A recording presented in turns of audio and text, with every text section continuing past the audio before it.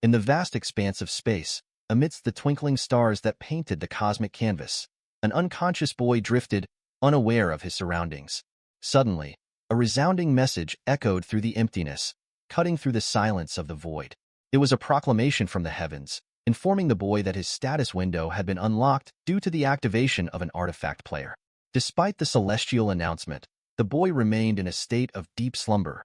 After some time, the boy stirred, gradually opening his eyes to a world cloaked in darkness. Confusion clouded his mind as he struggled to make sense of his surroundings.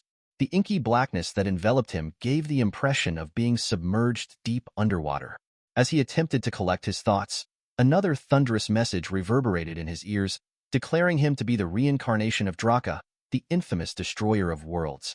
Initially startled and panicked by this revelation, the boy's mind raced with questions. Who was speaking to him? What did they mean by his identity as Draka? These thoughts echoed relentlessly within his mind as he grappled with the surreal nature of the situation. Fearing it might all be a dream, he hesitantly reached out, only to find the reality too tangible to dismiss. Amidst his bewildered state, a colossal avatar materialized before him, dwarfing him with its imposing presence. The boy gazed up at the towering figure, his heart pounding with a mixture of awe and trepidation. The avatar's glowing red eyes bore into him, sending shivers down his spine. Instinctively, he shielded his face with his arm, overwhelmed by a sense of vulnerability in the presence of such a formidable being. As the boy wrestled with his fear and uncertainty, the avatar uttered incomprehensible words, its voice a deep rumble that reverberated through the void. Straining to decipher the message, the boy found himself unable to grasp its meaning. To his growing astonishment, he noticed his own eyes gradually transforming from their natural blue hue to a vivid crimson red, a visual manifestation of the profound changes unfolding within him.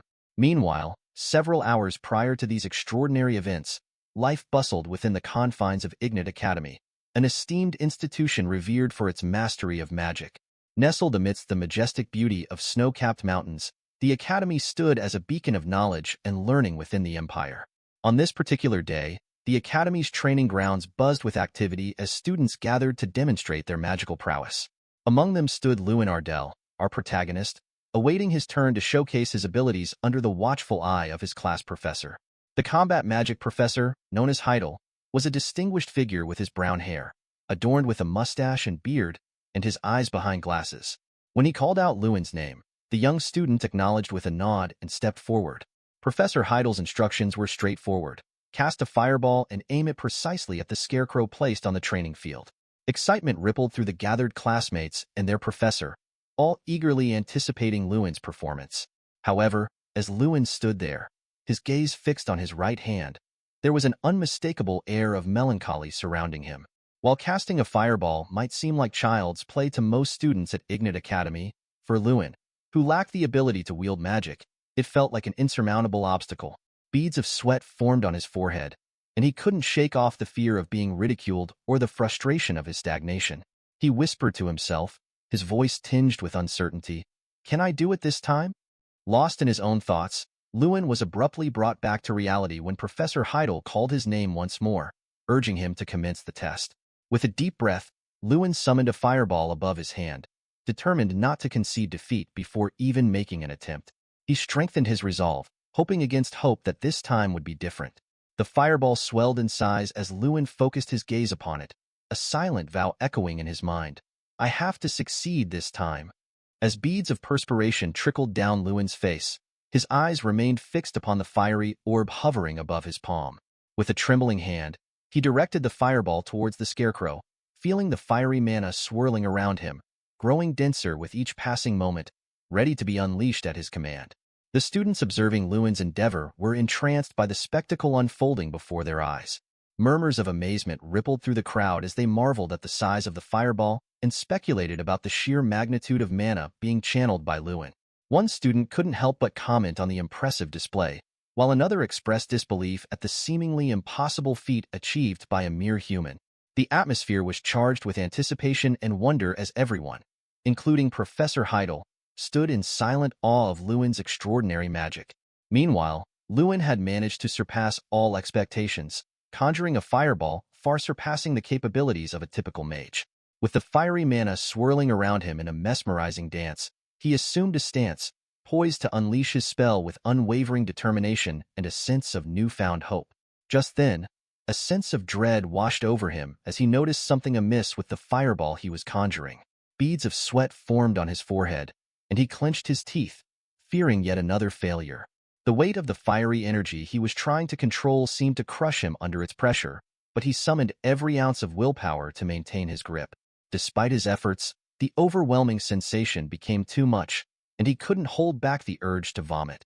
Witnessing his desperate struggle, the combat professor, Heidel, called out to Lewin with concern etched in his voice. Lewin wiped the sweat from his brow and, though visibly shaken, stubbornly clung to the mana swirling in his hand.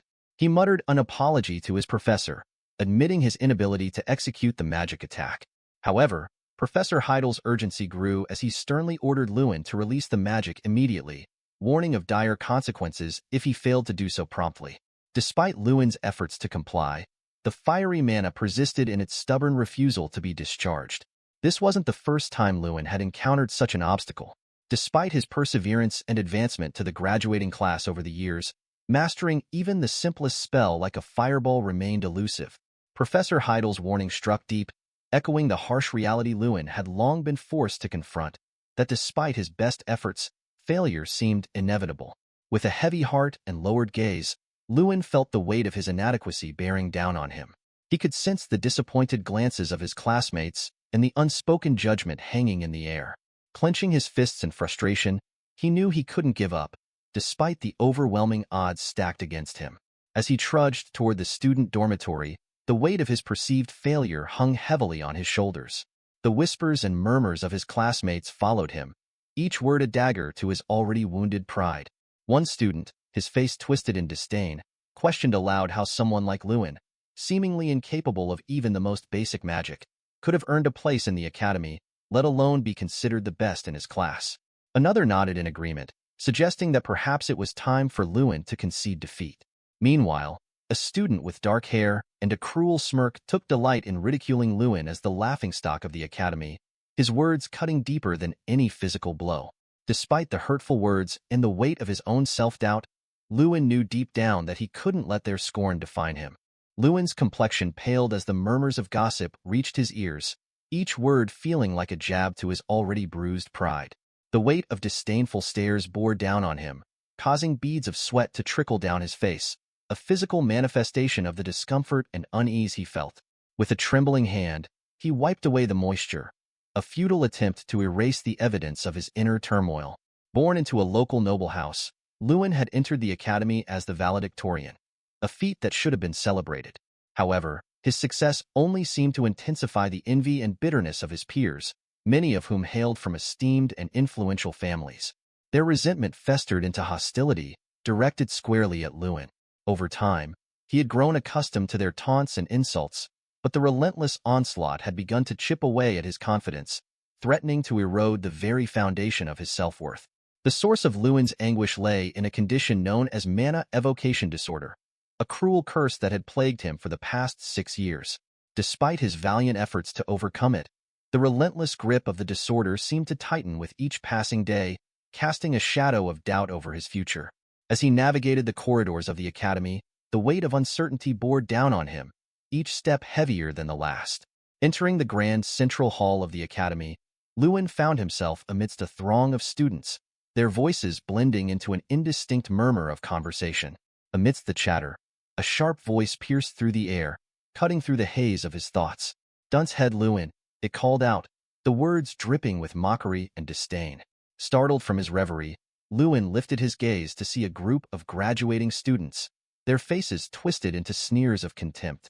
At the forefront stood a boy with yellow hair, his laughter ringing out like a bell.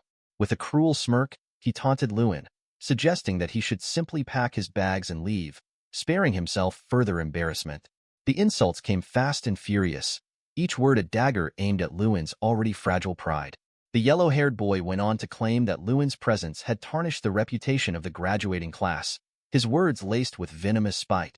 Beside him stood a burly student with brown hair, his voice laced with mockery as he remarked on Lewin's lack of skill and resources. The implication was clear. In a world where power and privilege reigned supreme, Lewin had nothing to offer. Though the words cut deep, Lewin remained silent, his jaw clenched in a show of defiance against the onslaught of cruelty. Despite belonging to the less affluent and lesser-known Arden family, Lewin carried himself with dignity. When he first enrolled in the academy 6 years ago, many had never heard of the Arden name. Yet, Lewin paid no heed to the whispers and snickers that followed him. He simply walked past, focusing on his goals. However, the yellow-haired boy couldn't resist the urge to belittle Lewin's background. With a sneer, he mocked Lewin's family, ridiculing them for their supposed foolishness and lack of wealth. His words stung, suggesting that Lewin's worth was measured by his family's status. It was an affront Lewin couldn't ignore. Feeling the heat of humiliation rising within him, Lewin's composure cracked. His jaw clenched, and his eyes flashed with fury, reminiscent of a cornered beast ready to strike. Without a second thought, he turned on his heel and delivered a forceful blow to the insolent boy, Ben Folt. The impact was visceral, sending Ben reeling backward, blood spraying from his mouth as he crashed to the ground. Witnessing the sudden eruption of violence, the brown-haired boy recoiled in shock, his eyes widening in disbelief. Meanwhile, Lewin stood firm, his expression unyielding, veins pulsating with adrenaline-fueled rage. He confronted Ben, his voice dripping with contempt as he dared him to repeat his insults. Ben, nursing his injuries and seething with indignation, lashed out at Lewin, questioning his audacity.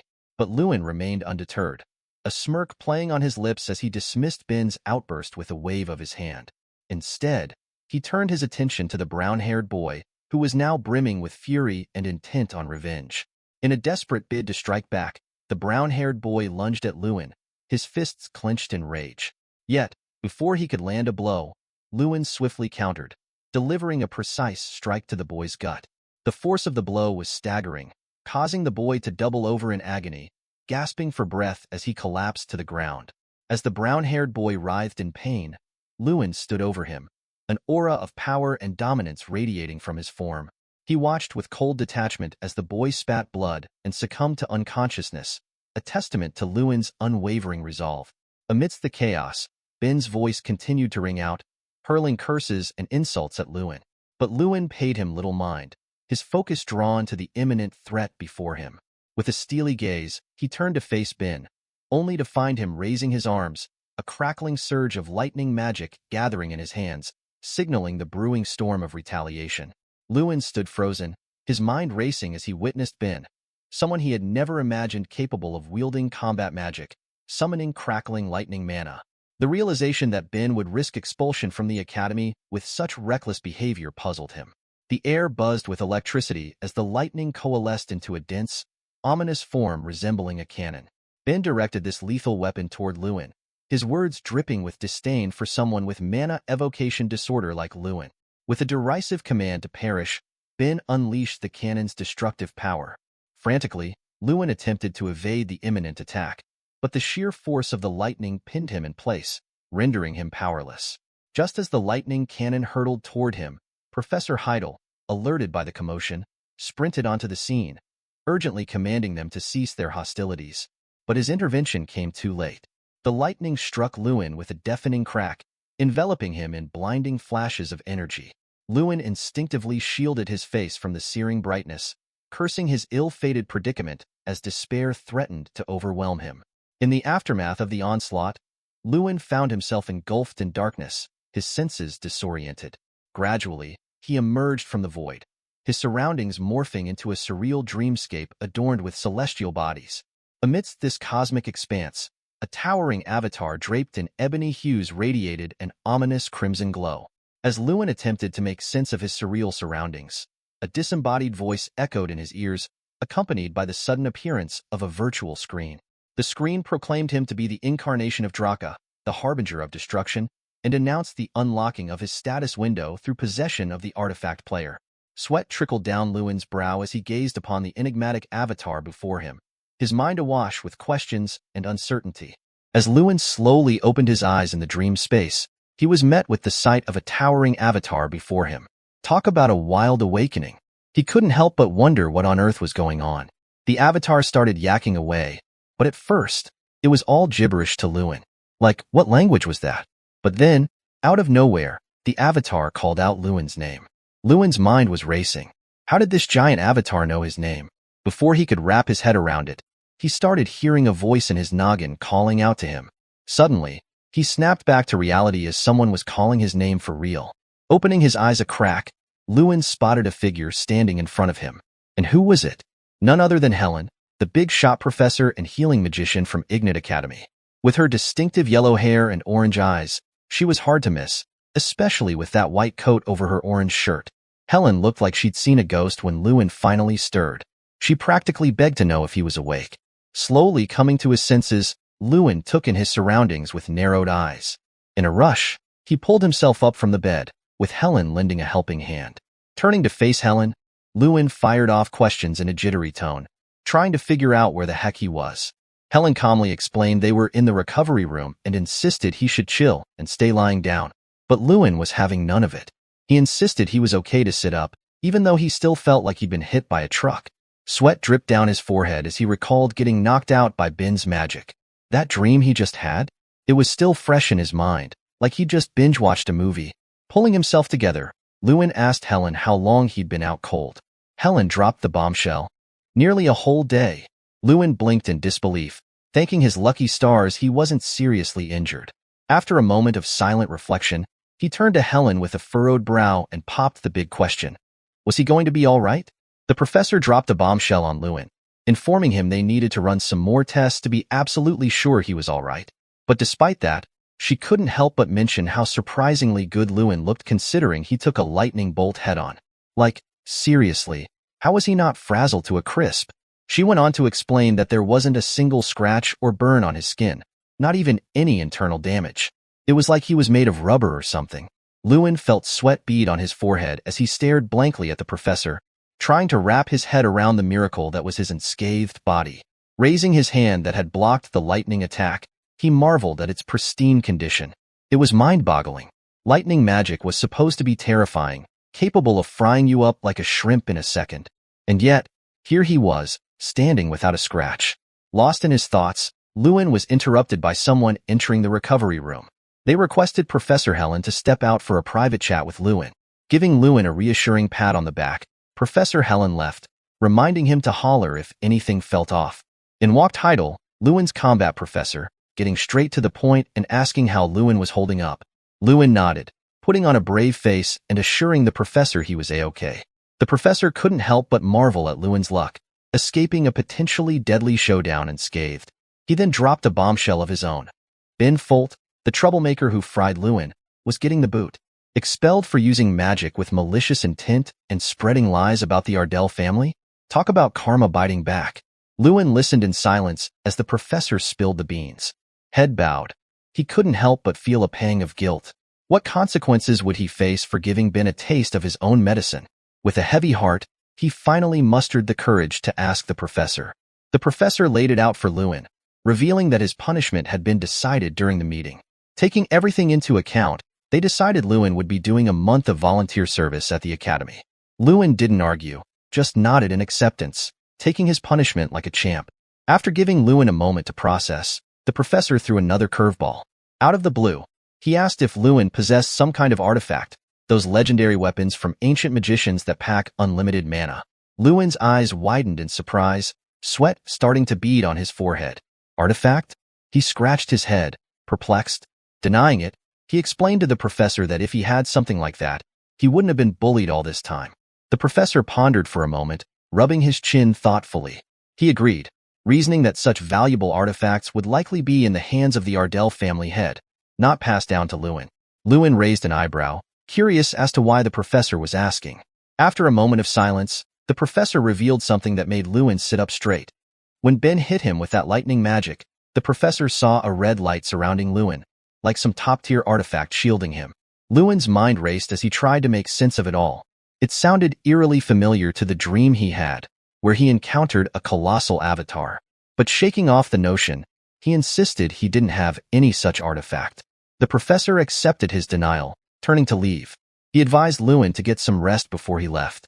Watching his professor go, Lewin couldn't help but wonder what the heck was going on. After the professor bid farewell, Lewin was left in a whirlwind of thoughts. He'd spilled the beans about the fight, Yet the professor didn't press further. It left him scratching his head, wondering what was going on in his mentor's mind. Plopping down on his bed, he furrowed his brow, lost in contemplation. As he sat there, Lewin couldn't shake the feeling that his dream held more significance than he realized. It was so vivid, almost like it was happening for real. He mulled over the strange voices he'd heard. Artifact, Draka, the destroyer of the world, and something about being a player. Rubbing his chin, he racked his brain, trying to remember if there was anything else. Then it hit him like a ton of bricks. Status window, he blurted out loud. And just like that, a virtual screen materialized before him, leaving him utterly dumbfounded. His heart raced, teeth clenched, eyes wide as saucers, and sweat trickling down his face. He stumbled back in shock, blurting out in disbelief, "What the hell is this?" Suddenly, the door burst open, and Professor Helen rushed in, clutching Lewin's reports. She must have heard his cry. Racing toward Lewin's bedside with worry etched on her face, Helen's heart pounded as she bombarded him with questions about his well-being. Lewin, still glued to the virtual screen, gestured towards it and asked Helen if she could also see the mysterious blue object. Hearing Lewin's jumbled words, Helen breathed a sigh of relief, glad to see him conscious. However, she couldn't decipher what he was mumbling about, prompting her to move closer and ask for clarification. Reassuring him that there was nothing visible to her, she gently probed to ensure he was feeling all right. Then, it hit Lewin like a bolt of lightning. His eyes widened, his jaw tensed as the realization sank in. He was the sole witness to the enigmatic blue screen. Displayed before him was his status, proclaiming him as the reincarnation of Draka, the infamous destroyer of worlds. Draka's quest for boundless power led to his demise, much like Lewin's own struggle with mana control. However, unlike Draka, Lewin possessed a technique to substitute mana with sheer strength. The artifact player he now held once belonged to Draka, offering power through various quests. His status boasted a strength of 150, agility of 100, and wisdom reaching an impressive 1550. In the aftermath, Lewin, grappling with the revelation, decided to play down the incident with the professor to avoid any complications. He casually brushed it off as an illusion, hoping to evade further scrutiny. The professor, though amused, wasn't entirely convinced by Lewin's explanation. Meanwhile, Helen handed over his test results, confirming his well-being and granting him permission to return to his dormitory. Grateful for their understanding, Lewin expressed his thanks to the professor before retreating to the recovery room for a much-needed rest, eventually making his way back to his dormitory. After returning to his dorm, Lewin couldn't shake off the whirlwind of thoughts swirling in his mind from the day's events. Surviving a lightning strike, encountering that eerie red-eyed avatar, and puzzling over the mysterious status window that only he seemed to see. It was a lot to process. The revelation that he might be the incarnation of Draka, along with the idea that the magician's artifact player called Draka might now be his, only added to the confusion. Hours passed, yet Lewin remained lost in contemplation, unable to make sense of it all. As night fell over Ignat Academy, Lewin sought solace in the familiar setting of the training grounds. There, amidst the dimming light, he noticed another screen beside the status window, a quest window. Intrigued, he tapped on it, revealing a repeatable quest. The task? To train his body in preparation for increased strength, as befitting a player connected to Draka. He had to complete 100 punches, kicks, and spin kicks to earn a reward of 10 stat points in strength. With a mixture of determination and curiosity, Lewin rolled up his sleeves, ready to tackle the challenge. Despite his doubts about how Knight's moves could benefit his magic, he pushed them aside. After all, he'd been feeling like a loser for 6 years. Now was not the time to hesitate. Taking a deep breath, he threw his first punch, and the progress bar on the quest screen instantly responded. Encouraged, he continued, each strike adding to his sense of accomplishment. But then, frustration struck. One punch, and the progress bar stubbornly refused to budge. Scratching his head, Lewin wondered what went wrong. It dawned on him that even the smallest mistake halted his progress.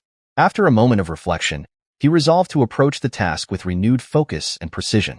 As the night wore on, Lewin's breath grew heavy, sweat cascading down his face. With each move, he pushed himself harder, determined to finish the quest. Finally, with a sense of relief and exhaustion, he completed the last kick, collapsing to the ground in a mixture of triumph and fatigue. The quest window lit up, signaling that Lewin had successfully completed the task and earned himself 10 points in strength. Plus, as a bonus, It unlocked the skills window. Wiping the sweat from his brow, Lewin stared at the screen, feeling a mix of excitement and curiosity about his newfound reward. Suddenly, he felt something different, something stirring inside him. Raising his hand, Lewin couldn't help but analyze his own body. It was like a strange sensation coursing through his veins, something deeper than mana, like the very essence used to perform magic. Clenching his fists, he realized that this was the strength he'd been yearning for all these years, a feeling of empowerment unlike anything he'd experienced before. With determination, he took a stance and focused all his newfound strength into his right fist, ready to unleash it.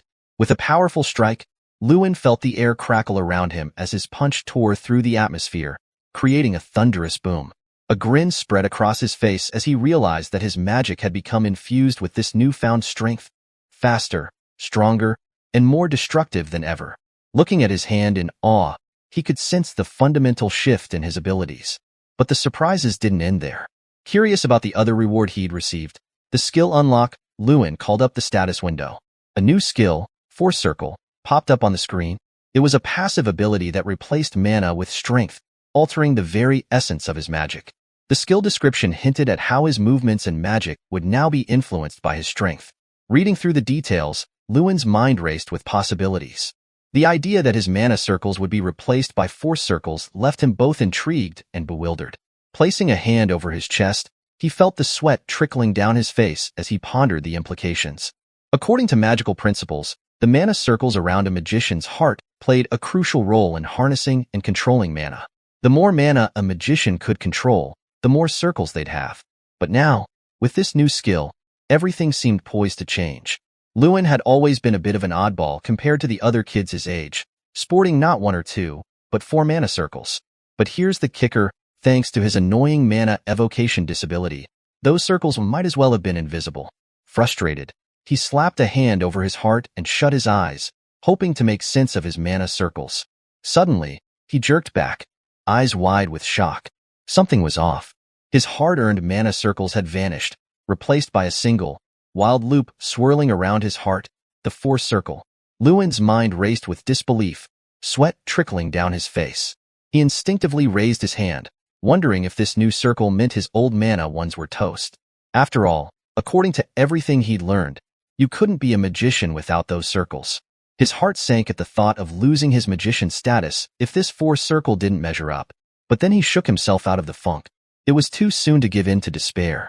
With a gulp, he resolved to put this new circle to the test before jumping to conclusions. Taking a deep breath, he summoned the simplest spell he could think of, a fireball. And poof! There it was, a massive fireball hovering over his palm in an instant. Lewin's jaw practically hit the floor. The casting time had slashed drastically, and the fireball's power had multiplied several times over. How was this even possible? In that moment, as he marveled at the sheer potency of his magic, it hit him like a bolt of lightning, the power of an artifact. A grin spread across Lewin's face. This was a game-changer. With his newfound strength, who knew what he could accomplish? Lewin's newfound ability startled him as his circle thrashed uncontrollably, and a blazing fireball materialized on his palm with surprising speed. This rapid manifestation defied the usual 3-step process of magic: collect, empower, and process. Typically, this sequence would take around 10 seconds to complete. However, Lewin bypassed these steps entirely, demonstrating that his strength alone could power his spells in an instant. The significance of this feat wasn't lost on Lewin. By drastically reducing his casting time, he enhanced the effectiveness of his magic exponentially. He marveled at the potency of the fireball he conjured through sheer strength, recognizing its superiority to one formed through conventional mana manipulation. Curiosity piqued, Lewin began experimenting with other types of magic, only to discover that they too responded to his newfound power in the same extraordinary manner. The usual process of collecting, empowering, and processing mana was obsolete. Instead, his strength replaced mana, and his traditional mana circles were supplanted by the Force Circle. Freed from the limitations of mana and conventional spellcasting methods, Lewin realized he had unlocked a new form of magic, one that harnessed a different source of power entirely. It dawned on him that this was akin to the strength of an artifact, filling him with a strange sense of excitement and anticipation for what lay ahead. Turning his attention to his skill window, Lewin stumbled upon another skill, the Mad Magician. This passive ability, conceived by Draka, was designed for individuals like Draka who struggled to release mana. It enabled Lewin to imbue magic directly into his body, allowing him to attack enemies without being affected by his own spells. The revelation of this skill opened up a new world of possibilities for Lewin. He realized that his reliance on strength over mana was not arbitrary but essential for utilizing this unique form of magic. The connection between his need for strength and Draka's unconventional method of imbuing magic into one's body became apparent. Baffled by the ingenuity behind such a method, Lewin couldn't help but wonder who conceived it. Nevertheless, as he contemplated the implications of his newfound abilities, a notification flashed on his quest window, drawing his attention to a new challenge, demonstrating the method he had just learned. The quest required Lewin to utilize the Force Circle and his strength to deliver a physical attack against a target. The reward for completing this task was an additional 10 points of strength. The quest to utilize the skill to strike something ignited a spark of excitement within Lewin. As his breaths returned to normal, the intense fervor in his heart began to subside. Despite the future appearing bleak just moments ago, a glimmer of hope now illuminated his path, albeit faintly. The method he had just discovered was unlike anything he had ever considered before. Contemplating the idea of wielding magic within his fist to deliver a punch, Lewin found himself intrigued. However, memories of past failures quickly surfaced, reminding him of the challenges he had faced. Nevertheless, he steeled his resolve, acknowledging the need to press forward. With a fireball poised in one hand, Lewin positioned himself before a scarecrow. Without hesitation, he unleashed the spell, and the fireball erupted upon impact, obliterating the scarecrow's head and engulfing it in flames. The sheer force and devastation of the attack astonished Lewin, prompting a step back and a smile to spread across his lips. The artifact resonated, signaling the completion of the quest. As a reward, Lewin's strength increased by 10, marking a tangible advancement in his abilities. Despite the seemingly mundane nature of the task, destroying a scarecrow, it held profound significance for Lewin. For years, the scarecrow had served as a symbol of his limitations, always beyond the reach of his magic and a constant source of frustration. Now, with this newfound power, he had achieved what once seemed impossible. "This is the magic of Draka," Lewin murmured, gazing at the remnants of the destroyed scarecrow. Overwhelmed by a mix of emotions, he collapsed onto the hard dirt, staring up at the moonlit sky. In this moment of solitude, even the unyielding ground felt comforting, providing solace amidst the turmoil of his thoughts. As exhaustion washed over him, compounded by the weight of 6 years' worth of trials and tribulations, Lewin succumbed to sleep. His weary body finally found rest, enveloped by the tranquility of the night. After waking up, Lewin found himself unexpectedly becoming the talk of the training grounds for an unusual reason: sleeping outdoors. A curious student noticed Lewin resting in the training area and couldn't help but voice their surprise, questioning if he was truly sleeping there. Another student speculated that Lewin must have trained there until the early hours of the morning before nodding off, prompting murmurs of confusion among the others. One person even entertained the idea that Lewin might be dead, considering the severity of the lightning strike he had endured. However, Lewin calmly opened his eyes, unfazed by the speculation surrounding him. He wiped his face clean and pushed himself to sit up, scanning his surroundings with a casual demeanor. Standing up, he stretched and cracked his neck while yawning, casually addressing the gathered students and questioning why they were all gathered there, feigning ignorance to the unusualness of his situation.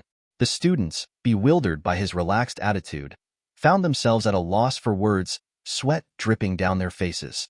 Approaching Lewin, a brown-haired boy expressed his surprise at seeing a noble sleeping outside when comfortable dormitories were just a short distance away. Lewin, still feeling the effects of sleepiness, didn't bother to respond and simply began walking toward the dormitories. The boy continued to probe, jokingly asking if Lewin had gotten drunk. Lewin waved off the suggestion, explaining that he was simply exhausted and had fallen asleep instantly. As Lewin made his way to his dorm room, gossip began to spread among the students. Some remarked on how Lewin seemed to have changed, while others couldn't help but glare at him suspiciously. One student, with green hair, openly wondered if Lewin had been responsible for destroying the scarecrow in the training grounds. Despite the chatter, Lewin remained indifferent to their speculation. Upon entering his dorm room, Lewin was greeted by his roommate, Jason, who questioned him about his whereabouts the previous night. Lewin, not inclined to share details, shrugged in response. Jason Damon, known for his wealth and adventurous spirit, was one of the few individuals at the academy whom Lewin considered a friend, despite his reluctance to form close relationships. Jason's teasing inquiries about Lewin's nocturnal activities elicited only a smirk from Lewin, who remained tight-lipped about his adventures outside the academy grounds. Lewin's frustration boiled over as he flung his shirt at Jason, snapping, "It's nothing like that." Meanwhile, Jason, lost in his own musings, began fantasizing aloud, envisioning Lewin's miraculous recovery from the lightning strike. Lewin, drained by Jason's incessant babbling, retorted in anguish, "What the hell are you talking about? I don't want to talk to you anymore. I'm going to wash up." Retreating to the bathroom with his towel in hand, Lewin sank into the warm water of the bathtub. As he floated, he realized he had forgotten to check the quest after waking up. Summoning the quest window, a blue screen materialized before him, revealing a repeatable quest tailored for him as a player connected to Draka, the destroyer of worlds. The quest outlined the necessity for Lewin to train his body in anticipation of his newfound strength, requiring him to execute 200 punches, kicks, and spin kicks. In return, he would receive a reward of 10 points in strength. Observing the quest details, Lewin couldn't help but notice that while the reward remained consistent, the training requirements had doubled. Despite the daunting task ahead, a persistent smile adorned Lewin's face. He was prepared to tackle any challenge if it meant becoming a formidable magician like this. 1 month had flown by since then, and the grind of repeatable quests had become a daily routine. Despite the rewards remaining unchanged, the training requirements escalated relentlessly. From 100 repetitions to 200, 300, 400, and beyond, the challenge grew with each passing day. Completing these quests was no walk in the park. Only precise movements were counted, often necessitating double the effort to meet the quota. With each increment in strength came an equally demanding regimen, leaving Lewin exhausted and barely able to move on some days. Despite the physical toll, Lewin couldn't afford to skip a single day. The consequences of failing to complete the quests before the day's end meant losing all progress and starting from scratch. This grim reality motivated him to persevere without fail, grateful that the quest requirements didn't exceed 3,000 repetitions each. Every morning, Lewin would head to the outdoor training area to tackle the kicking portion of the quest. During meals or while attending to personal hygiene, he would squeeze in the punching exercises. After fulfilling his daily duties at the academy, he would return to the training area, focused solely on completing his quests before calling it a day. This relentless dedication paid off, as Lewin gradually honed his skills and gained a new passive ability, body arts. This skill enhanced his physical abilities, allowing for stronger and more intricate movements. With practice, he could now kick 300 times consecutively without breaking a sweat. However, this newfound dedication to training came at a cost. In the classroom, Lewin was often seen dozing off, oblivious to the lectures. His classmates couldn't help but notice the change in his behavior, commenting on his recent oddity. One remarked on his newfound habit of sleeping in class, contrasting sharply with his previous reputation as a magic genius. Another pointed out his frequent presence at the training area, where he seemed to spend all his time practicing his kicks. Lewin was well aware of the rumors and whispers about him circulating within the walls of the academy. However, he made a deliberate choice to ignore them. He had no interest in explaining or showing off his newfound powers. Instead, his focus lay on one goal: becoming strong enough to handle whatever challenges lay ahead. Once he completed his daily quests, Lewin's routine led him to the library. In the past, he had frequented the library to research his evocation inability disorder in the medical section. But now, his purpose was different. He delved into ancient books, seeking the oldest records of the continent of Frelia. His singular quest? To uncover the truth about a mysterious figure named Draka. For an entire month, Lewin dedicated himself to this pursuit, scouring the historical texts for any clue about Draka's identity. Yet, despite his efforts, he found no mention of the magician in any of the records. Not only was there no trace of Draka, but terms like Destroyer of Worlds, Player, Status Window, and Quest yielded no results either. Perplexed by this absence of information, Lewin couldn't help but question the reality of Draka's existence. If a magician with an evocation disorder, like his truly existed, he reasoned, he would have surely heard of them before. However, the records remained silent, offering no indication of Draka's existence. Faced with this uncertainty, Lewin found himself staring blankly at his status window, pondering the enigmatic source of his newfound power. Who was the one responsible for granting him these abilities? Lewin found himself momentarily distracted from his worries when his roommate, Jason, urgently called out his name. Jason's excitement was palpable as he beckoned Lewin to join him, though he had to lower his voice after being reprimanded by the librarian. With curiosity piqued, Lewin closed his book and approached Jason, inquiring about the reason for the commotion. Jason's revelation left Lewin stunned. The head of the Ardell family had visited the academy. Initially incredulous, Lewin struggled to comprehend the news. The journey from the Ardell territory to the academy was no small feat, and his father had never attended any previous parent-teacher meetings. The implications of his father's unexpected visit weighed heavily on Lewin's mind. Descending the stairs to the academy corridor, Lewin's apprehension grew as he spotted his father engaged in conversation with Professor Heidel. The sight of the two conversing with familiarity caught Lewin off guard. Although he couldn't hear their exchange from a distance, their expressions hinted at a long-standing relationship. When his father noticed him, any trace of familiarity vanished as he opened his arms for an embrace. Despite the awkwardness, Lewin reciprocated the hug. Later, they retreated to a cafe for a private conversation. Lewin, mustering a smile, asked after his father's well-being, though the underlying concern in his father's voice was unmistakable. Despite knowing the challenges Lewin faced, his father's genuine concern touched him. With a wide smile, Lewin reassured his father, offering a moment of respite from their shared worries. Lewin couldn't help but inquire about his little sister, Luina, during his conversation with his father. Upon hearing that she was learning swordsmanship to protect her older brother, Lewin felt a mixture of embarrassment and pride. It had been years since he last saw Luina, but memories of her childish yet endearing behavior remained vivid in his mind. As the silence enveloped the room, Lewin took it upon himself to break the awkwardness by preparing tea for his father. With a cup of tea in hand, Lewin reassured his father that he was doing well, both physically and emotionally, despite the challenges he faced at the academy. His father, visibly surprised by the response, remained silent, sipping his tea. Eventually, his father broached the reason for his visit, to offer Lewin the opportunity to leave the academy if he felt overwhelmed. However, Lewin chose to remain silent, quietly listening to his father's words. After a pause, Lewin decided to address his father's curiosity about his life at the academy, prompting a spark of interest in his father's eyes. Despite the silence that followed, Lewin bravely asked his father if he knew how well he was doing now. 6 years of perseverance had finally led him to glimpse the light at the end of the tunnel.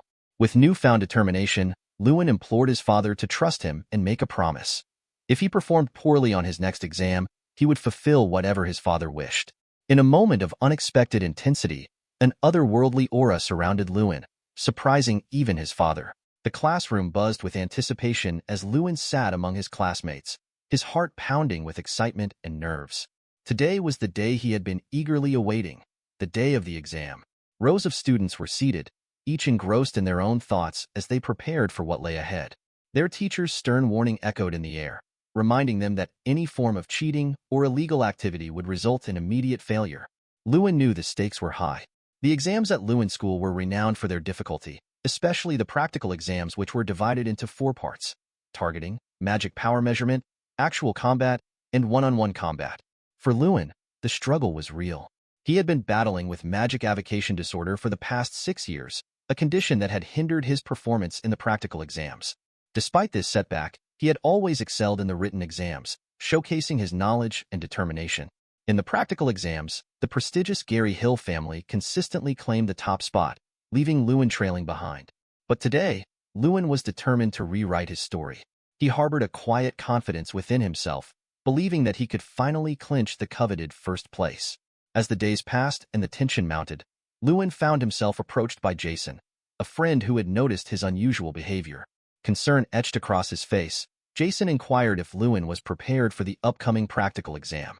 With a reassuring smile, Lewin responded, "Yeah, he will try to approach it in a new way." Jason's worry dissipated, replaced by a sense of faith in his friend's abilities.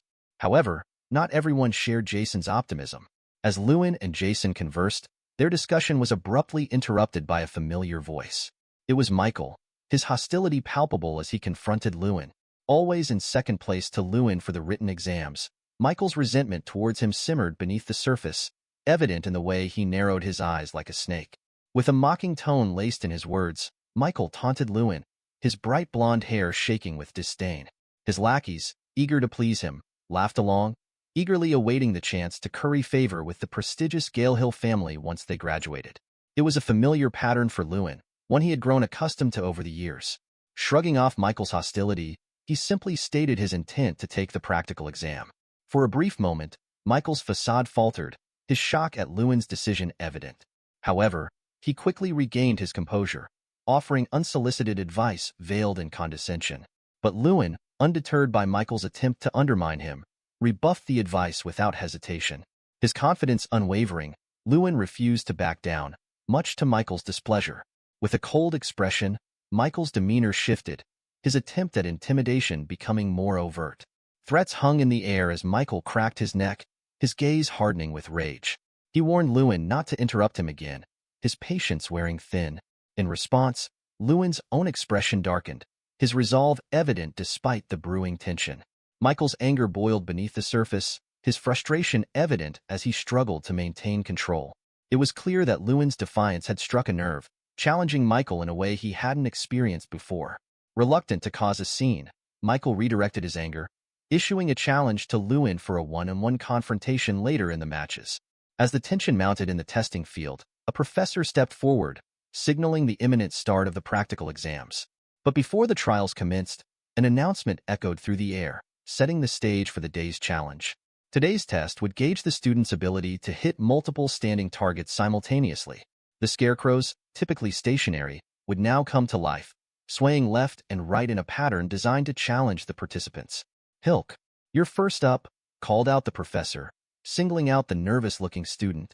As Hilk stepped forward, the once motionless scarecrows sprang to life, their movements unpredictable, adding an extra layer of difficulty to the test.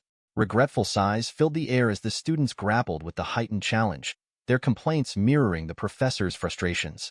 The results were far from satisfactory, with many students failing to hit any targets at all.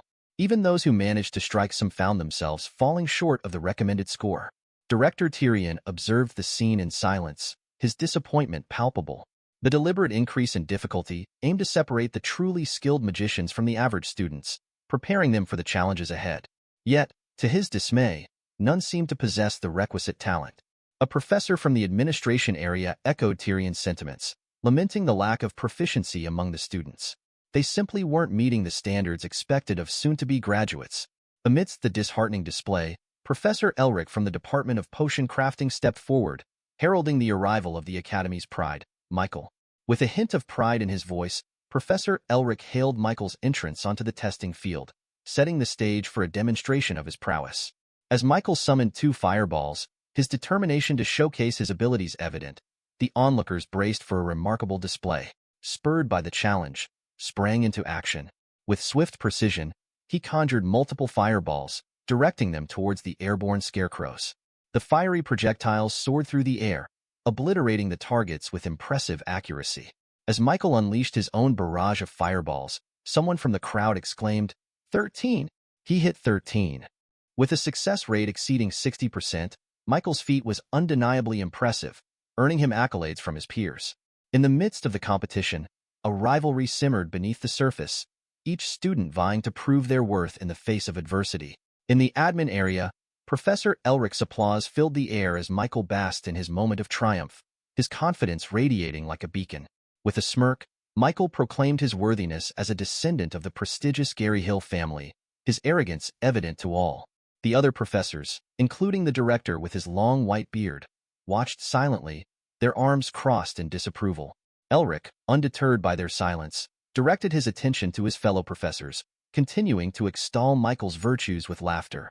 He asserted that Michael's prowess was enough to declare him the pride of their academy. Director Tyrion, though reluctant to admit it, couldn't deny Michael's unmatched skill in magic. Filled with disappointment, Tyrion rose from his seat, signaling his apparent conclusion regarding the graduating student's abilities. However, Professor Heidel, seated beside Tyrion and silently evaluating the students, interjected, suggesting they observe a bit longer. Mentioning the upcoming student, Lewin, caught Tyrion's attention. The mere mention of Lewin seemed to stir some curiosity in Tyrion, prompting Professor Elric to regard Professor Heidel with disbelief. In a confused voice, Tyrion expressed his disbelief at the idea of Lewin, the magically disabled kid, participating in the practical test. Despite the skepticism of others, Professor Heidel remained steadfast in his belief in Lewin's potential. As Lewin made his way to the training area, His calm demeanor caught Tyrion's eye. Despite the doubts surrounding him, Lewin's unwavering determination left an impression on Tyrion. Intrigued by Lewin's resolve, Tyrion couldn't help but feel a sense of anticipation for what was to come. Meanwhile, Lewin wore a confident grin, his resolve steeled for the challenge ahead. He saw this as an opportunity to showcase his abilities and test his strength against the odds. With the examiner's signal, the scarecrows sprung to life, and power surged into Lewin's fists. Years of diligent training flashed through his mind as he prepared to seize the moment he had long dreamed of. Lewin summoned every ounce of power within him, filling his force circle to the brim in an instant. The circle crackled with energy, pulsating with his immense strength. With a swift motion, he unleashed his spell, and fireballs erupted from his palm like a fiery storm. In the admin area, the professors' reactions shifted as they focused their attention on Lewin. Among them, Professor Elric's expression was the most striking. His eyes widened, and his mouth hung agape in disbelief. Meanwhile, Michael's lackeys stood nearby, murmuring in astonishment at the spectacle unfolding before them. Their voices buzzed with disbelief as they tried to comprehend the sheer number of fireballs Lewin had conjured. Even Michael, attempting to maintain his composure, couldn't hide his shock. His voice wavered as he attempted to downplay the situation, attributing Lewin's feat to his supposed evocation disorder. However, beneath his bravado, Michael couldn't conceal his own astonishment. Despite the intense heat coursing through his body and his growing excitement, Lewin remained focused on his goal. With a surge of determination, he charged towards the dummies, his movements fueled by a sudden burst of energy. As he raced forward, the artifact known as the player rang, signaling the activation of Lewin's time refraction skill. This ability allowed him to manipulate and distort time for 30 seconds, enhancing his strength by 200% and granting him unparalleled speed. In the midst of the time distortion, Lewin felt a sense of clarity and purpose. His movements became fluid and precise, each action executed with remarkable speed and accuracy. With a resounding roar, he collided with the scarecrows, his fists striking with explosive force. The impact sent shockwaves rippling through the testing grounds, engulfing the area in a cloud of dust and debris. As the dust settled, a stunned silence descended upon the onlookers. Soft exclamations of disbelief filled the air as they struggled to comprehend the magnitude of Lewin's display of power. All eyes remained fixated on the aftermath of the explosion, unable to fully process what they had just witnessed. As the dust gradually settled, the once chaotic scene began to reveal a single figure standing amidst the debris, Lewin. Surrounding him, the remnants of the scarecrows lay scattered, shattered into unrecognizable pieces. The air was filled with loud shouts of disbelief and astonishment from both students and professors alike. The scarecrows, typically set to a count of 30 for each examination, had been no match for Lewin's overwhelming power. While Michael held the previous record with his 13 knocked down, Lewin's display far surpassed anything seen before. Instead of merely knocking down the scarecrows, Lewin had obliterated them to such an extent that their original forms were indistinguishable. The reactions from the other students varied, ranging from awe to envy. As they struggled to comprehend the magnitude of Lewin's feat, even the professors, seasoned veterans of the academy, found themselves in a state of shock.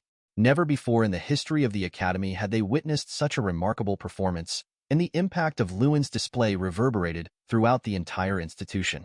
Amidst the chaos and clamor, Lewin stood with a serene smile on his face, a sense of fulfillment radiating from his being.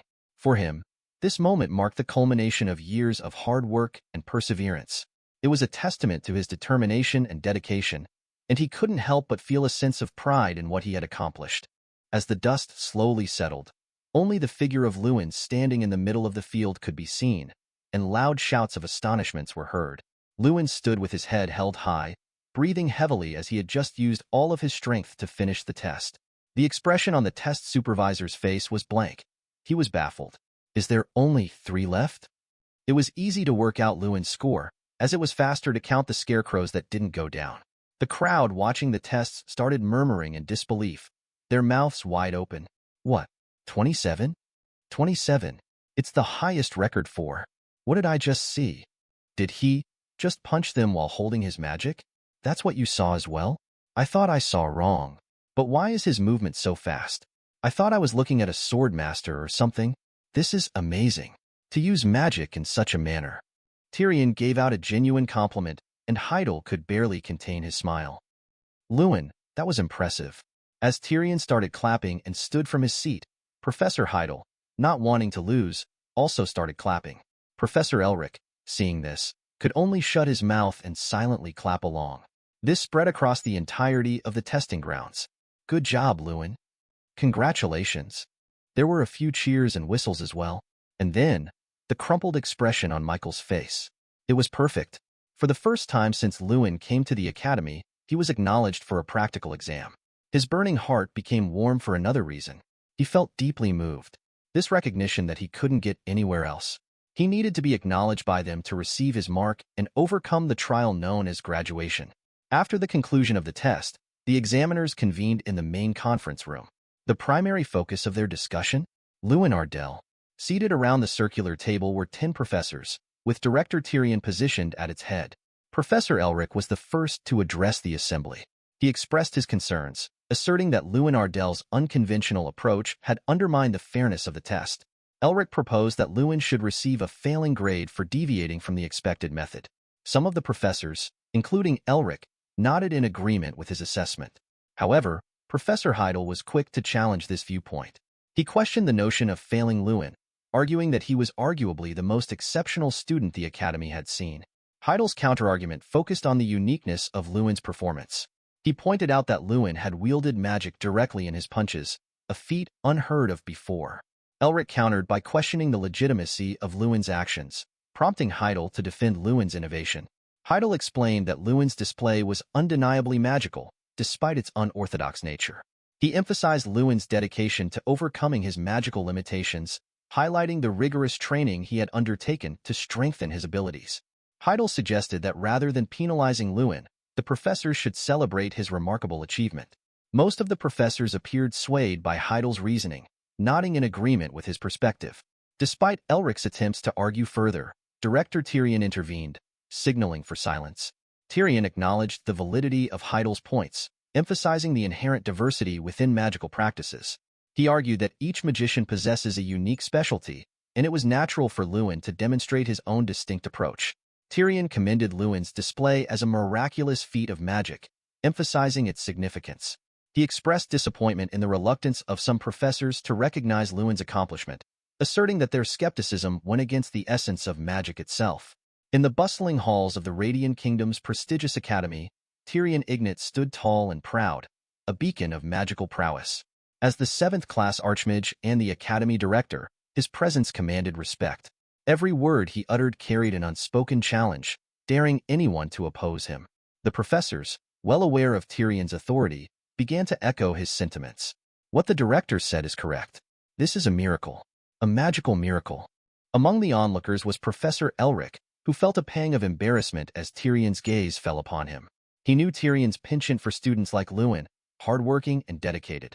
But he never anticipated it would manifest to this extent. With Tyrion's decision already made, Elric felt powerless to object further. A sense of unease crept into his heart. Dangerous, he thought, contemplating the potential threat posed by a newcomer like Lewin to the valedictorian position held by the esteemed Galehill child. Meanwhile, Lewin's roommate, Jason, took center stage, exclaiming, "Make way for the Archmage." With a playful gesture, Jason grabbed Lewin by the neck, drawing attention from their classmates. "Whoa, it's Lewin!" they cheered, eager to interact with the once loner. "Lewin, do you perhaps know my name?" one classmate asked, breaking the ice after years of silence. "Get off him. It's my turn now." "Lewin, you know my name, right?" Another chimed in. Until recently, Lewin had been the academy's biggest loner, resigned to shaking his head in response to social overtures. But now, as classmates swarmed around him, he found the newfound attention overwhelming. It was a stark contrast to the days when he went unnoticed by his peers. Yet, amidst the camaraderie, hostility lingered.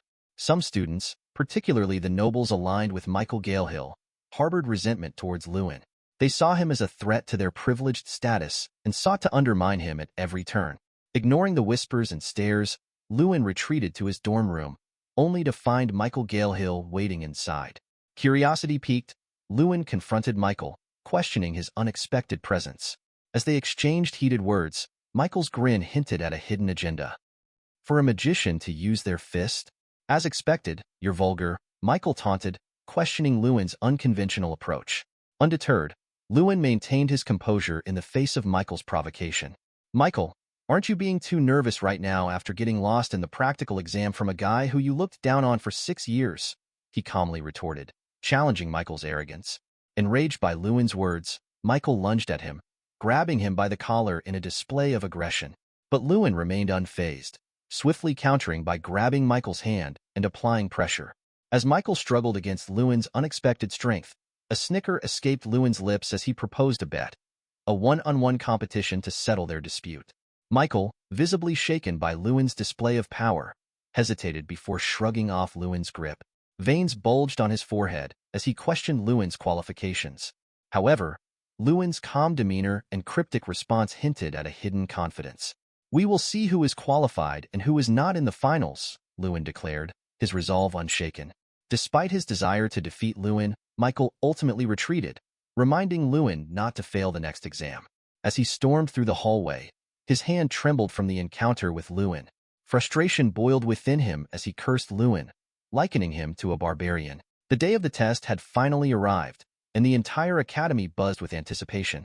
The piercing sound of the siren echoed through the halls, signaling the beginning of the examination. As the doors to the testing grounds swung open, the assistant instructors, solemn and resolute, took their positions, ready to oversee the proceedings. Seated beside Lewin, Jason's excitement was palpable as he pointed eagerly to the entrance of the testing grounds. "Yo, Lewin, look at that. Even though I've seen it many times, it's still so cool every time I see it," he exclaimed, drawing Lewin's attention to the spectacle unfolding before them. At the center of attention was a massive statue being wheeled in on a cart, a towering figure gleaming with silver plating. It was none other than the Ancient Ogre Kingram, a legendary artifact that symbolized the Academy's prestige. Despite its imposing exterior, the statue harbored a living, breathing creature within its confines, an ogre that had spent centuries trapped within its stony prison. As the significance of Kingram's presence washed over the crowd, Kingram wasted no time in making his disdain known, his words dripping with contempt. "The stench of the weak has stained the air here. The smell is bad enough that I feel like my head is splitting," he remarked, his voice echoing through the testing grounds with an air of superiority. With the stage set, the second test commenced, and contestants lined up to demonstrate their magical prowess. The challenge was simple: feed Kingram the strongest magic they could conjure. The first participant stepped forward, eyes closed in concentration as he summoned crackling bolts of purple lightning around his hand. With a flourish, he unleashed his magic upon Kingram, the lightning striking the statue with ferocious intensity. Yet, Kingram's response was unimpressed. "Was that all? That only tickles. Do you plan to dent this body with such attacks?" He scoffed, his disappointment evident. His standards were impossibly high, and he showed no mercy in his critique. "Far too weak. I won't even give you 10 points. Be gone from here. You are a 1-point magician. No, to give you 1 point will be an insult to one itself. How about giving up on magic?" he declared, his judgment final. After receiving his result, the depressed boy trudged his way towards the sitting area, shoulders slumped and spirits low. It was now the turn of a brown-haired girl to face the judgment of Kingram. With determination etched on her face, she gathered mana around her hands, forming a shimmering sphere of icy energy. With a swift motion, she cast the ice ball spell, directing it towards Kingram. Kingram's voice reverberated through the arena, dripping with disdain. "Lewin, I have already spent 500 years at this academy trapped in this boulder. Do you think I could remember every student that ever came here? However, I will definitely remember you. You left quite an impression." The girl's astonishment was palpable, her eyes widening at Kingram's unexpected words. However, any glimmer of joy was swiftly extinguished as Kingram continued his critique. "You are the most useless piece of trash. 2 points for you." Despite the elegance of her magic, all that flowed from Kingram's lips were cruel insults. Overwhelmed with despair, the girl couldn't hold back her tears, retreating to the safety of the sitting area. Next in line was Jason, brimming with confidence as he approached the arena. But his bravado quickly dissipated as Kingram's harsh assessment pierced through his pride. "Your magic is bland. Did you mix it with water?" Enraged by the accusation, Jason erupted in a torrent of curses, hurling insults at Kingram in defiance. "What did you say? Mix with water? This bastard. This is 100% my mana. You punk." But his protests fell on deaf ears as an assistant instructor intervened, putting an end to his outburst. Regardless of Jason's protests, his current level was laid bare for all to see, highlighting the stark accuracy of Kingram's evaluation. Kingram's scornful tone echoed through the arena, conveying his profound disappointment. There's not a decent one between any of you. I could kill you all with just my pinky. His words hung heavy in the air, unchallenged by the students. Each one could only resign themselves to the grim reality that their scores were far from satisfactory. This bitter truth was equally applicable to Michael Galehill, touted as the most exemplary student in the graduation class. With determination in his eyes, Michael stepped into the arena, channeling his mana to summon a powerful ice crystal spell. Concentrating his energy, he directed the spell towards Kingram, seeking to impress with his mastery of magic. "Are you done?" he challenged, his voice tinged with confidence. But even as the spell collided with Kingram, the response he received was far from what he had anticipated. Kingram's demeanor remained unchanged, his disappointment palpable as he addressed Michael. "For you to be a Galehill, this was disappointing. I have been hit by countless magic from that Galehill family. From those, Josh Galehill comes to mind." Despite Michael's efforts, his performance failed to meet Kingram's expectations, shattering the illusion of his superiority. Pride swelled within him at the mention of his father's name. "So you do remember pretty well." "My father is that Count Josh Galehill," Michael proclaimed with confidence. Kingram's curiosity piqued. He inquired further, "You're the son of Josh Galehill?" Michael's response echoed with conviction, "That's right. I am the son of that proud Josh Galehill, the third son Michael Galehill." However, Kingram remained unfazed, calmly taunting. "Proud? Josh Galehill? He was just another kid who begged me for a higher mark." The realistic reenactment by Kingram elicited laughter from the crowd, shattering Michael's confident facade. His once assured expression crumpled into a frown, then further still, like paper crushed beneath a heavy weight. Despite Michael's efforts to deny the truth, it seemed that Kingram's words struck a chord of recognition within him. Kingram proceeded to assess Michael's performance, delivering his verdict with calculated precision. "Michael Galehill, your talent doesn't even get close to even that idiot Josh Galehill. Here are 27 points. I'll be a bit generous considering your father." Although it appeared to be a commendable score, Michael found no solace in it. "Never. This is all a lie. My father is a great magician, better than anyone else," he protested vehemently, his reddening face betraying his inner turmoil as he stormed away from the testing grounds. Amidst the commotion, the instructor's voice rang out, calling forth the next participant. "Next, Lewin Ardell." The spotlight shifted to Lewin, who approached the arena with a calm demeanor, his gaze fixed on his goal. Dusting off his hands, he made his way towards Kingram, ready to showcase his abilities. Lewin's eyes met Kingram's, and he introduced himself with steady resolve. "I'm shaking a bit from nervousness. This is my first time seeing you. My name is Lewin Ardell." The moment Kingram's gaze fell upon him, the statue's eyes flared open, signifying his attention. Responding with a shrug, Lewin locked eyes with the indifferent Kingram, his fists clenched in determination. As his force circle twitched, imbuing him with strength, he summoned fire mana around his right hand, preparing to demonstrate his prowess. With a steady gaze and unwavering resolve, Lewin unleashed his most potent magic, ready to face whatever challenges lay ahead. As Lewin summoned his spell, murmurs rippled through the crowd of spectators, their curiosity piqued by the spectacle unfolding before them. One student, eyes wide with awe, exclaimed, "That's mana burn explosion." Another chimed in, "Whoa, isn't that a fourth-class master magic?" Kingram's gaze sharpened as Lewin crouched down, adopting a charging stance. "What's that posture?" he inquired with evident interest. Lewin met his gaze squarely, determined to impress. "I'll be starting," he declared, ready to showcase his abilities. With practiced precision, Lewin transferred the key from his palm to the tip of his foot, channeling his energy for the impending strike. As he closed in on his target, he leapt into action, executing a swift 180-degree spin and delivering a powerful kick. The impact resonated with a heavy thud as the key struck its mark, triggering a chain reaction that ignited the surrounding mana. Gasps of amazement erupted from the onlookers as they witnessed Lewin's mastery of the mana burn explosion spell. To them, it seemed like a revelation, a glimpse into the realm of high-level magic. The whispers among them continued, speculating about Lewin's true skill level. Lewin is a fourth-class master? No. He's fifth class. A pungent scent of sulfur filled the air, lingering as evidence of the powerful magic unleashed. Catching his breath, Lewin glanced up at the statue of Kingram, awaiting his assessment with bated breath. But Kingram's reaction was unexpected. His bright eyes blinked in rapid succession, betraying a hint of surprise. This was a revelation in itself. And then, in a shaky voice unlike any Lewin had heard before, Kingram posed a question that sent a shiver down his spine. You. Who are you? Taken aback by Kingram's inquiry, Lewin faltered momentarily. I am called Lewin Ardell, he responded, uncertainty creeping into his voice. But Kingram's next words only added to the confusion. Are you Draka? The mention of this name sent a chill down Lewin's spine, his eyes widening in shock. And then, to his astonishment, Kingram uttered words that shook him to his core. I was waiting for you.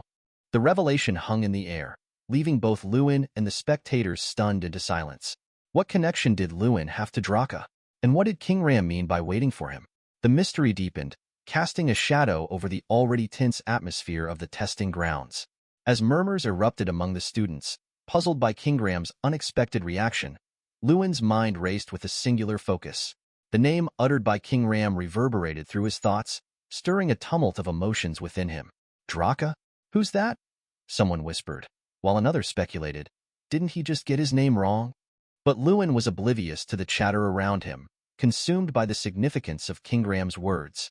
For months, Lewin had been consumed by a relentless pursuit, a quest to uncover the truth behind the enigmatic figure known as Destroyer of Worlds, Draka. The mere mention of this name from Kingram's lips sent a surge of adrenaline through Lewin's veins. It was a revelation he hadn't dared to hope for, a revelation that promised answers to the questions that had plagued him for so long. With cautious curiosity, Lewin dared to broach the subject with Kingram.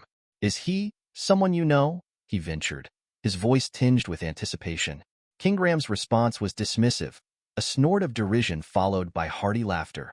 Of course, he chuckled, amusement dancing in his eyes. Lewin could only gaze at him in stunned silence, his mind reeling with the implications of Kingram's revelation. This is very interesting, Kingram remarked, his laughter echoing through the arena. Haha, for me to meet his incarnation. What did you say your name was? Lewin, still grappling with the shock of the moment, managed to reply, Lewin Ardell. Kingram's demeanor shifted, his tone becoming more serious. Sure. It seems I'll have to talk with you later since there are too many years here. With that, the assessment drew to a close, and Kingram turned his attention to the instructors, issuing a proclamation that sent shockwaves through the room. This isn't magic I can judge, Kingram declared, his words carrying a weight that silenced the room.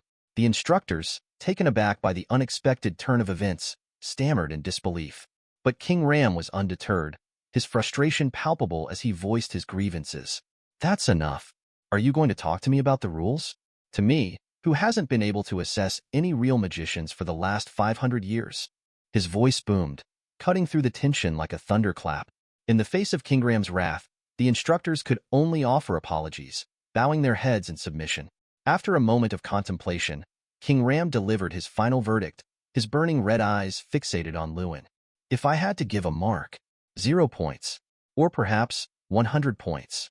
The choice hung in the air, a tantalizing offer fraught with uncertainty. Which one do you desire, O small destroyer? Kingram's words dripped with temptation, testing Lewin's resolve. Without hesitation, Lewin made his choice. 100 points, he declared, his voice steady despite the turmoil raging within him. And with a satisfied laugh, Kingram granted his request. Sure, I will grant you 100 points. As whispers and murmurs filled the air, swirling with disbelief and confusion, Lewin found himself at the center of attention. The mere mention of receiving 100 points from Kingram had sent shockwaves through the training grounds, igniting a frenzy of speculation among the students. Some questioned their own sanity, wondering if they had fallen victim to some sort of hallucination magic.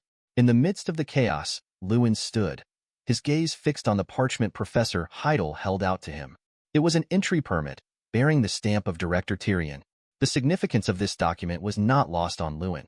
It signaled a turn of events that he had not anticipated. Without a word, Professor Heidel beckoned Lewin to follow him, leading the way towards the stairway entrance to the basement. It was clear that the accident Professor Heidel referred to was intricately tied to the points Lewin had received from Kingram. As they descended into the depths of the academy, Lewin couldn't shake the sense of foreboding that hung in the air. The atmosphere grew colder, the darkness of the basement enveloping them like a suffocating shroud.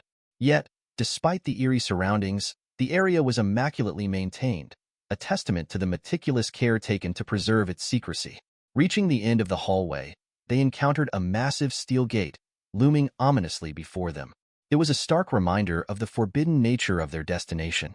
Professor Heidel offered a word of caution, warning Lewin of the myriad traps that lay in wait within the confines of the artifact room. With a final directive, Professor Heidel halted at the entrance to the artifact room, indicating that Lewin was to proceed alone. Steeling himself for what lay ahead, Lewin took a deep breath and pushed open the heavy doors, the metallic clang echoing through the empty corridor.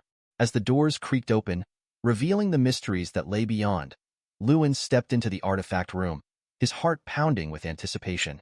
As Lewin stepped through the steel gates into the darkness of the artifact room, he was greeted by a dazzling display of magical treasures. The room shimmered with a bright green glow, casting an ethereal light upon the countless artifacts that adorned its walls and shelves. Staffs, magic wands, robes, and pendants filled the room, each item radiating with untold power. Lewin couldn't help but marvel at the sheer abundance of magical riches before him. Could this be the legendary storage room of the Archmage Frolian Ignat? Lost in his thoughts, Lewin was startled by a voice that echoed in his ears, cutting through the silence of the room. "You look like a fool, looking around like that, not even knowing the true value of yourself." Turning around, Lewin's gaze fell upon Kingram, seated upon a throne at the far end of the artifact room. It was Kingram, the living artifact himself, but there was something different about him. Instead of being encased within his specially enhanced platinum statue, Kingram stood before Lewin in his physical form, an imposing ogre, towering over him with an aura of ancient power. "How?" Lewin stuttered, unable to comprehend the sight before him. Kingram explained that the artifact room was a unique space where he was permitted to manifest in his physical form, thanks to the ancient mana that permeated the air. Lewin couldn't help but feel a shiver run down his spine as he gazed upon the formidable ogre before him. Despite the overwhelming presence of Kingram, Lewin remained steadfast, driven by a burning question that demanded an answer. "What did you mean by that?" Lewin asked, his voice trembling with apprehension. The phrase that Kingram had uttered, about Lewin not knowing his true value, resonated within him, hinting at a deeper understanding of his power. Kingram's response confirmed Lewin's suspicions. "Draka, because you and him both used the same artifact." The revelation sent a chill through Lewin's veins. His power, the ancient artifact named Player, was known to Kingram. It was a revelation that filled Lewin with a mixture of awe and dread. "It's a one-of-a-kind artifact," Kingram continued, his voice tinged with frustration. "Even though you possess such a powerful artifact, you were impressed by those useless, trash items. Where did you get that? Also, how are you connected to Draka?" Kingram listened attentively, nodding in acknowledgement as Lewin spoke of his struggles and triumphs. The mention of magic evocation disorder struck a chord with Kingram, who seemed to understand the weight of such a burden. It was a connection that Lewin hadn't anticipated, a bond forged through shared hardship. As Lewin finished recounting his tale, he turned his attention to Kingram, his curiosity piqued by the mention of Draka. "Who is he, really?" he inquired, his voice tinged with a mixture of apprehension and fascination. Kingram's response was cryptic yet profound. "A being that desired the form of a god," he declared, his words hanging in the air like a lingering echo of ancient power. It was a revelation that sent a shiver down Lewin's spine, igniting a spark of curiosity within him. The story of Draka unfolded before Lewin's eyes, painting a picture of a being shrouded in mystery and power. A human who had risen to prominence within the ogre tribe, his strength and prowess earning him the respect of even the most formidable warriors. But it was the revelation of Draka's true form that left Lewin speechless. "Black Dragon Dracagonia," Kingram revealed, his voice heavy with the weight of centuries-old secrets. The revelation shook Lewin to his core, challenging everything he thought he knew about the world around him. Dragons, creatures of myth and legend, were said to be extinct. And yet, here was Kingram, speaking of one as if it were a matter of fact. The truth of Kingram's words hung in the air, casting a shadow of doubt over Lewin's understanding of the world. "Is that the truth?" he asked, his voice barely a whisper in the vast expanse of the artifact room. And yet, before he could fully process this revelation, Kingram dropped another bombshell. As I said before, the origin of magic is dragons, but Draka himself couldn't evoke magic, like you. Do you understand what this meant? Kingram's words hung in the air, heavy with implication. Lewin nodded, his mind racing with possibilities. Kingram continued to unravel the mystery, explaining how Draka had created a power unique to himself, a power that allowed him to wield magic and strength in tandem. It was an ability that set Draka apart from all others, granting him unparalleled strength and prowess. But with this power came a dangerous temptation, one that ultimately led to Draka's downfall. After becoming stronger by his endless greed, Draka's final moments were miserable, Kingram explained. He destroyed all the other dragons who treated him like trash and self-destructed. It was a sobering tale of hubris and tragedy, a cautionary reminder of the dangers of unchecked power. As Lewin absorbed the weight of Kingram's words, a new window appeared before his eyes. A notification of an achievement unlocked. His heart raced as he read the words before him, each line a promise of newfound abilities and knowledge. You have obtained the title Friend of the Ogre as a reward. You have obtained the skill The Ogre's Fury as a reward. You have obtained the spirit of Incarnation of Strength, Straang, as a reward. The implications of these rewards filled Lewin with a sense of anticipation and excitement. The title Friend of the Ogre granted him the ability to communicate with ogres and decreased the likelihood of them becoming hostile towards him. It was a unique skill that set him apart from others, offering him a newfound connection to the world around him. With trembling hands, Lewin checked the skill window, eager to explore the depths of his newfound abilities. The mention of the Ogre's Fury skill caught Lewin's attention. It was described as an active skill that allowed one to harness the strength of a raging ogre, granting a significant boost in power for a limited time.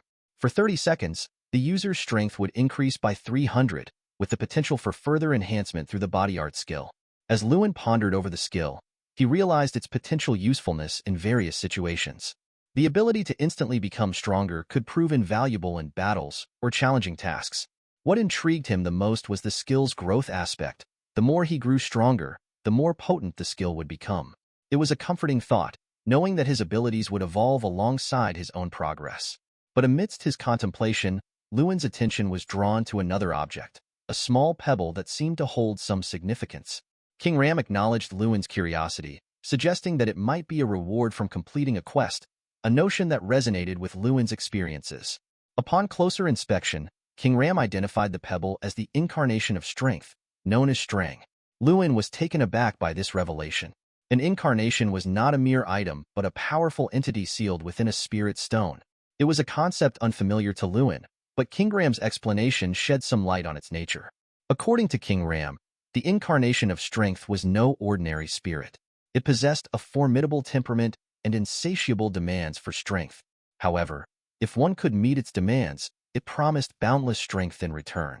The notion of harnessing such power intrigued Lewin, despite the potential challenges it might entail.